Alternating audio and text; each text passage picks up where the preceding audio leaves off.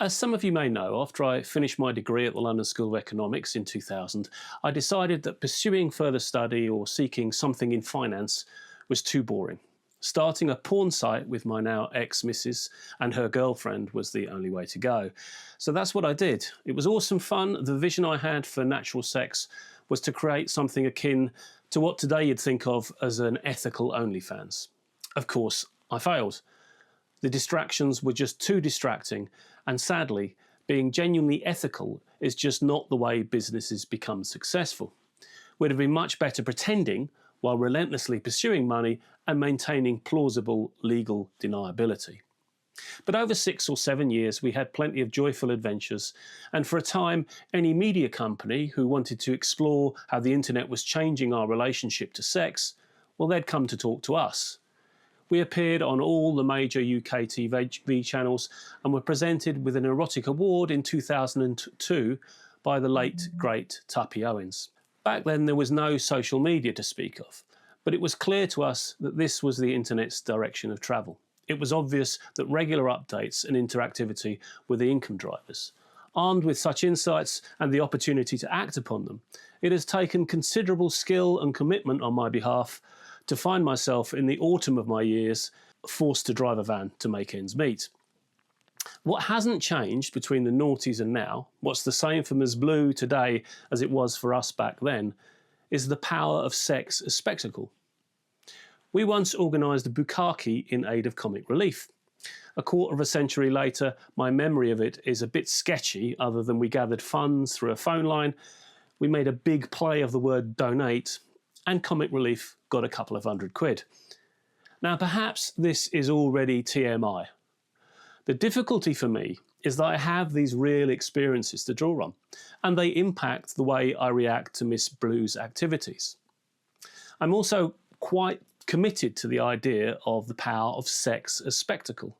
I'm blessed to have incorporated Sarah Kershaw's beautiful and mesmerising The Union of Oppositions in Ecstasy into Church of Burns service. See my essay, The Resurrection of the Body, for more on this. And above all, I want to be honest with you. I don't want to couch things in euphemisms or not mention something because I'm worried I'll offend you.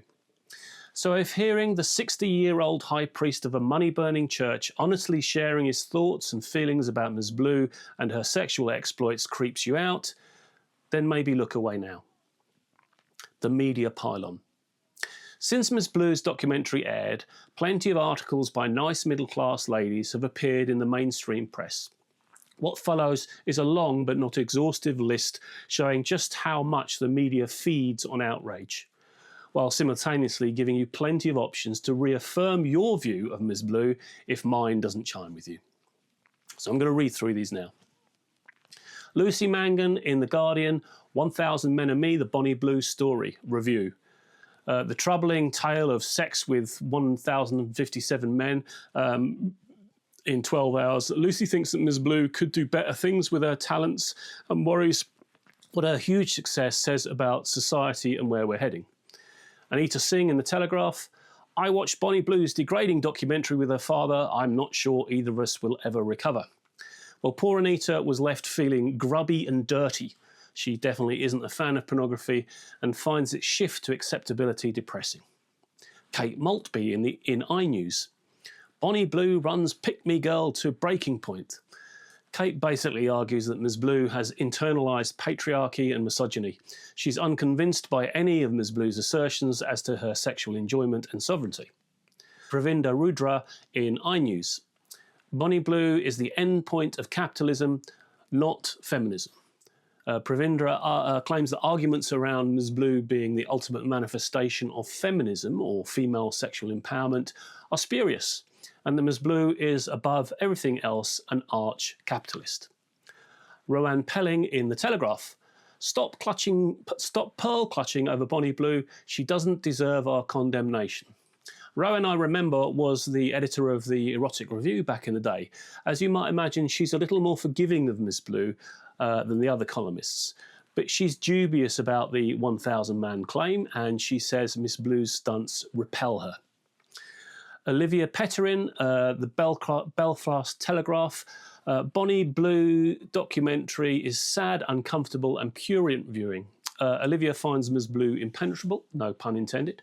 She believes the documentary reveals only the slightest hint of the person behind the image.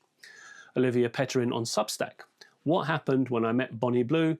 So Olivia is clearer in this piece about what she sees as the damaging effects of Ms. Blue's actions on wider society.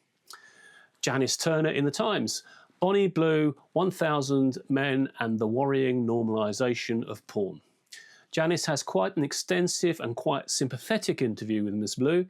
She describes her as the Anne Rand of porn and suggests that Tia, Ms. Blue's real name, is trapped by the porn persona she has created.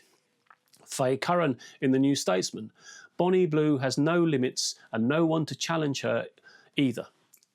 Faye is critical of the documentary. She doesn't think the interviewer did a good job of challenging Ms. Blue. She echoes other commentators in arguing for intervention in the market for pornography. For a meta piece about the writers writing about Ms. Blue, I recommend this Substack piece, Ella Dorn on Substack. Everyone is getting off to Bonnie Blue. This is my favourite piece. Here's a couple of lines to give you a flavour. It's the lady writers who are making the most of this. The men are at liberty to watch actual porn and be done with it. The women need to reconcile their own desire to get off with the demand for a legible article pitch. The most recent twist to Bonnie Blue, 1000 Men and Me, is that Channel 4 have found themselves in the crosshairs for actually daring to broadcast the documentary. Visa and Smirnoff got a strop on, and Baroness Gabby Burton of the Independent Pornography Task Force is promising legislative action on barely legal content. Do I have the right to have an opinion? In the articles listed above, criticism of Ms. Blue's activities, and it is mostly criticism, comes from a broadly secular perspective. No one cites millennia-old texts to back up or explore their moral judgments. Still, there is a strong sense that we ought to approach sex morally. This moralism is rarely defined, but it's clearly animated by the idea that sex is or should be sacred. And so its proper place is outside of market relations, outside of money. In the interests of gender and class balance then, as you'll have noticed, editors wisely commissioned only female writers to serve as Ms. Blue's therapist cum firing squad. And because any argument grounded in the sanctity of sex surely calls for a priest, I'd argue I do have the right to have an opinion. So here I am, ready with my dog collar, with my van driver sensibilities, oi oi sweetheart, my penis and my porno past to pronounce on whether Ms. Blue is the great whore of Babylon and we are in the end of times, or if she is goddess Melusine incarnate, come to take us to the promised land. Let's be porno positive. You ready? Content warning, punches will not be pulled and nice middle-class ladies may be offended. Have you lived out your sexual fantasies? I don't mean has your partner run a bath for you, lit some scented candles and sprinkled rose petals. I mean your real fantasies. Fantasies that may only manifest as vague feelings in the moment before you orgasm. Have you ever told your partner about them? Have you verbalised them to yourself? Have you ever searched for porn that inflames or satisfies those desires? For all the harm it does, and it can and does do harm, pornography, especially through the medium of the internet, has enabled people to explore and experience their fantasies. It's allowed individuals to realise, oh, I'm not the only one who gets turned on by that. It's helped couples break free from the stultifying Judeo-Christian dogma of strict monogamy, and it produces a countless number of glorious orgasms every hour of every day. Any balanced view of pornography should do more than take those positive outcomes into account. They should be a starting point. Yet the forces rained against pornography are so powerful, they anchor our minds by a very short chain to its negative impacts. Now, please do not take my porno-positive declaration as an endorsement of everything Ms. Blue does. I find her rage-baiting distasteful and potentially harmful. For those unaware, Ms. Blue uses social media to taunt the wives and girlfriends of the men she fucks. This encourages hateful comments, and because engagement drives views, the nastier she is, the greater Ms. Blue's reach, and therefore the greater her income. Within the framework of the attention economy and amoral capitalism, this strategy makes complete sense and has proven itself to be very effective. Creating theatre out of heartfelt emotions is what the tabloids have always done. The Romans were masters at creating a pantomime of real life and death. Our capacity to dehumanise one another is not something that has started or will end with Ms. Blue. It was a temptation to push people's rage buttons when I was doing natural sex. It's all well and good believing that it's not a behaviour you would ever stoop to. When the financial pressure gets real, when your home and all you own is on the line, when everything is threatening to fall in on you, dehumanising a few randoms might not seem like such a significant moral boundary. Unfortunately for us, we'd already scuppered ourselves by deciding to be all ethical and sex positive, a very foolish financial decision. Barely legal. Here's a general rule for you to follow in your life as an adult. Don't fuck anyone under 18. And don't use the law as a watershed so that everyone over the age of 18 becomes fair game. Ms. Blue is definitely guilty of using the law as a watershed. She seems to act like a corporation where it is the law and the law only that defines her moral boundaries. In mitigation, I reckon her sexual encounters with young men are not the sort that are likely to fuck anyone up. They are too brief and functional. And the deal is quite clearly laid out. You are one of many, we fuck, I film it, you leave. The barely legal oeuvre is distasteful though. It's not a trope we used in natural sex, and I don't want to position myself as defending it. But we must recognise, however, that it signposts something that is present within our sexual psyches, whether we want to admit it or not. So to single out Ms. Blue for condemnation on this issue is unfair. I remember The Sun doing countdowns, waiting for some young celebrity to turn 16. And I remember Sam Fox's tits. I remember ogling them in The Sun when she was 16. Sam, 16, quits A-levels for O-levels. In mitigation, I was only 17 at the time. Again, the key link is around dehumanising others in pursuit of a dollar and using the law and nothing else as our moral compass. Group sex. If my use of the word ethical encourages you to think of a particular aesthetic, it's right that I should disabuse you of that notion. Natural sex was not softcore, nor was it erotica. Like Ms. Blue, we made hardcore pornography. And for me, hardcore porn holds the moral high ground. It's a more honest representation of sex than softcore porn or erotica. There is a case to be made that softcore porn, with which social media is completely saturated, does more damage than hardcore porn and gives far less satisfaction to boot. Softcore draws forth desire without offering redemption. So I've no problem with Ms. Blue taking on 1,000 men. Plainly, it is a sex spectacle, an endurance test for an expert sexual performer. It is not sex as we normal folk know it. It's like comparing your sprint to the bus with an Olympic 100 metres race. The spectacle also, incidentally, shows the magical power of numbers. Recognising that 1,000 would have an exponential impact was very astute on Miss Blue's part. If she had fucked 919 men, as did the previous record holder Lisa Sparks in 2004, we likely wouldn't be talking about her.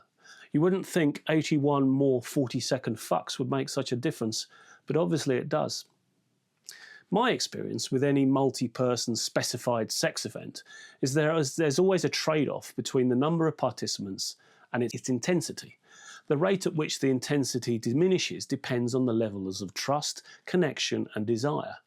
If you have a scene with, say, 30 or 40 men ready to engage with 2 or 3 women, all largely unknown to one another, it can very quickly get very sports and social club. People are generally polite. This is good in a sense. It diffuses tension and makes the space feel much safer. Following social conventions of politeness tends to do that.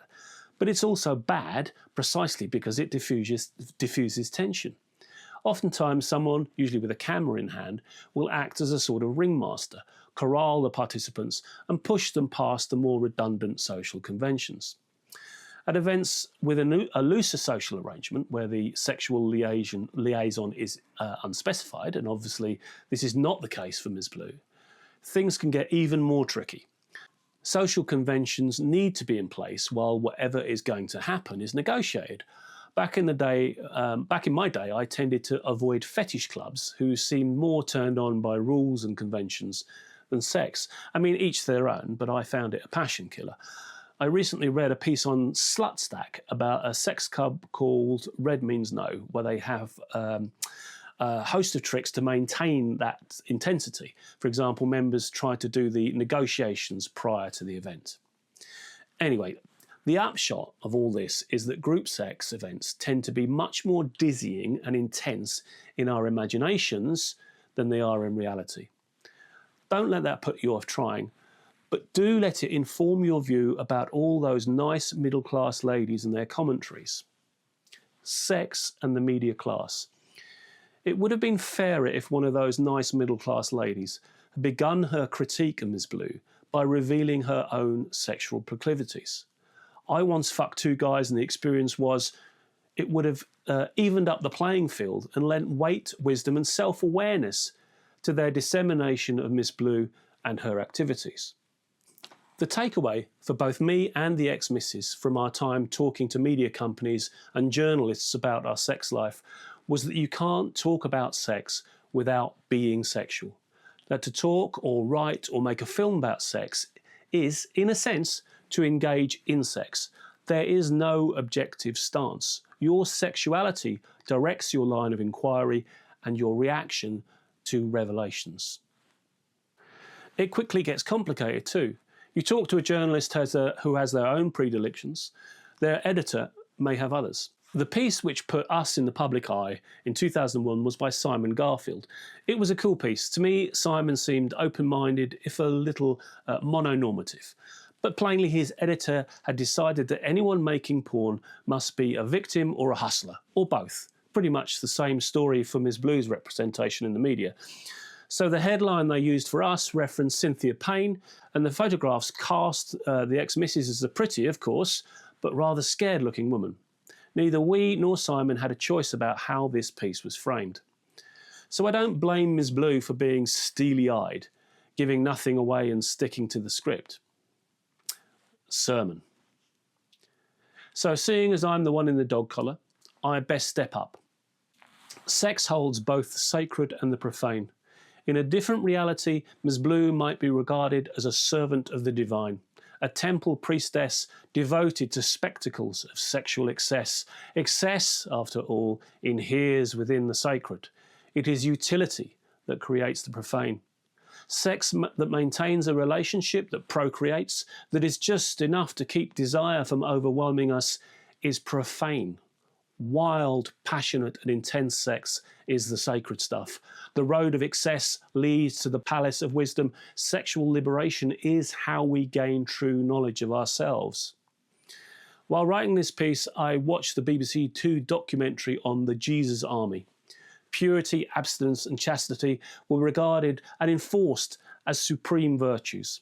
They almost always embed themselves in Christian religious cults, with only rare exceptions.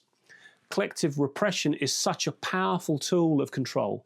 Ideals of purity seem to stick to and smother our psyches, both individual and collective, and almost invariably, what is the result of the extreme repression of sexuality within religious cults? Do I need to tell you? It's child abuse. Ms. Blue is not the enemy. I do worry that she may have a tragedy written into her future, but that will have as much, if not more, to do with our reaction to her activities as it will to the activities' effects on her. So I have sympathy for her, even though there is no doubt that she is complicit in creating the outrage that surrounds her. I am as disappointed as the most middle class of all the middle class ladies at Ms. Blue's association with Andrew Tate. But huffing, tutting and puffing over that will not solve anything.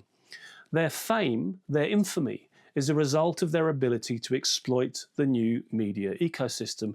This system seems to reward a total commitment to outrage, and making that total commitment costs the individual their moral sovereignty. In this sense, the individual becomes like a corporation for whom the fecundity of money is enshrined as their primary purpose. But again, we see this dynamic all around us. Our national purpose is economic growth.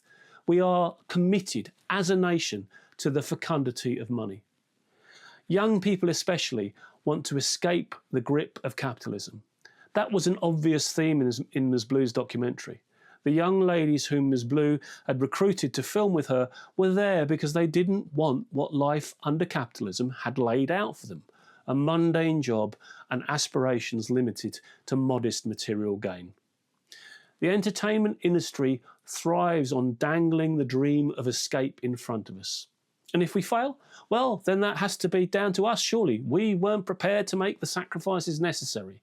We weren't prepared to subjugate ourselves to the ideology of capital in order to escape capitalism. You see the trap. Tate and Ms. Blue are at the sharp edge of a culture that subsumes everything to money. But all of us are guilty of confusing sexual union with possession. This is not exclusive to modern life. It has been the eternal condition of humankind. We must understand that the repressive forces which bind our behaviours are not inherently good. They may do good because they constrain desires which might cause harm and rupture the social body. But ultimately, repression will kill us. Liberation through love, that's how we'll live. That's the escape from capitalism and its death wish. Sex and money are the only problems. All else is symptom. Bless you.